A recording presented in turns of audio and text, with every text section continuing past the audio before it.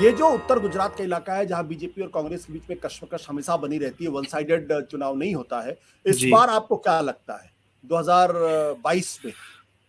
कहना मुश्किल है आशुतोष जी, लेकिन क्योंकि खाम कांग्रेस को फेवर कर रहा है, लेकिन आम आदमी पार्टी की भी एंट्री हो रही है, बीजेपी ने डिफेक्शंस भी करवाए हैं, इसलिए मैं शायद कोई प्रिडिक्शन ना कर पाऊं इन आधारों पर, क्योंकि बहुत मल्टीपल फैक्टर्स एट प्ले। लेकिन ये जरूर है, कांग्रेस को अगर अच्छा करना है गुजरात में तो अपनी ये वाली टर्फ बचा के रखनी पड़ेगी, यहां पर अच्छा करना पड़ेगा कांग्रेस को। बट कांग्रेस का जो कैंपेन है, जो बहुत ही लो प्रोफाइल कैंपेन है, राहुल गांधी बिल्कुल नहीं गए हैं। जय जी। तो ये जो चेंज ऑफ स्ट्रेटजी है, क्या वर्क करेगी कांग्रेस के लिए या बैकफायर करेगी? कहना मुश्किल है जी। देखिए, कांग्रेस हर चीज ट्राई कर चुकी है गुजरात में, तो अब ये भी ट्राई कर रहे हैं। लेकिन मुझे लगता है कि कांग्रेस की मैसेजिंग, देखिए, हो सकता है कि हम दूर बैठे हैं इसलिए हमें समझ में नहीं आ रहा, मैं ये बात कंसीड कर रहा हूं, लेकिन हो सकता है साइलेंट कैंपेन चल जाए। छत्तीसगढ़ जैसे एक चुनाव था, हमको लगा था 18 में कि कांग्रेस कहां है, कांग्रेस नहीं है, लेकिन फिर वो स्वीप कर गई वो चुनाव।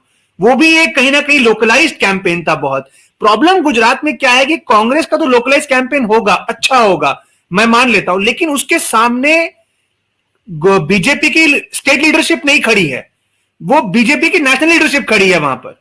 तो ब्रांड मोदी वर्सेस कांग्रेस का लोकल कैंपेन, तो कितना भी अच्छा लोकल कैंपेन वो करे तो चुनौती बहुत बड़ी है।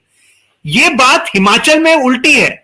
हिमाचल का जब रिजल्ट आएगा शायद आप देखेंगे कि कांग्रेस का लोकलाइज्ड कैंपेन वहां की स्टेट लीडरशिप को शायद कहीं ना कहीं पीछे करने में सफल हो सकता है। मैं ये नहीं कह रहा होगा, हो सकता है। लेकिन गुजरात जैसा चुनाव, राज्य गृह मंत्री आते हैं, प्रधानमंत्री आते हैं, पूरा प्रधानमंत्री के नाम पर आप चुनाव लड़ रहे हैं, कांग्रेस का बैगेज है अपना, कांग्रेस के रिसोर्स के प्रॉब्लम्स है, तो कांग्रेस एक वो ऐसा एक ब्रांड है जो है तो सही, लेकिन वो शायद उतनी टक्कर उस ब्रांड बीजेपी को ना दे पाए। आम आदमी पार्टी का एडवांटेज है नो बैगेज, वो एक नो बैगेज मशीनरी है, और केजरीवाल साहब का जो मेथड ऑफ कम्युनिकेशन है वो कहीं ना कहीं मोदी साहब से बिल्कुल टक्कर खाता है। मतलब वो दोनों एक तरह के कम्युनिकेटर्स हैं, वो ये बात हम सब मान चुके हैं। तो इस वजह से आम आदमी पार्टी को लेकर हाइप है, लेकिन कांग्रेस की सांगठनिक शक्ति आम आदमी पार्टी से बेहतर है। कांग्रेस एक एस्टैब्लिश प्लेयर है, कांग्रेस का एक ब्रांड है, साइलेंट वोटर कांग्रेस के पीछे भी रह सकता है, तो ये सब चीजें हो सकती है। लेकिन बीजेपी के पास अगर कोई एक एडवांटेज है वो एक ही है, वो है प्रधानमंत्री मोदी।